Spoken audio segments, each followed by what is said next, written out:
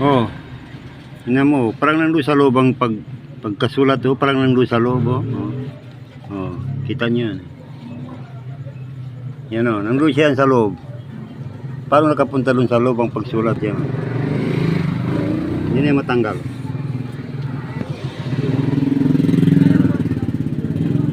Kahit gas-gasin pa yan ng ano.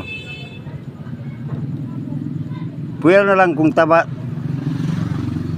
puwera na lang kung tabunan ito ng pintura. Hindi mo na makilala ang gitar mo. Pero hindi ito. Oh, yan, kuko yan oh.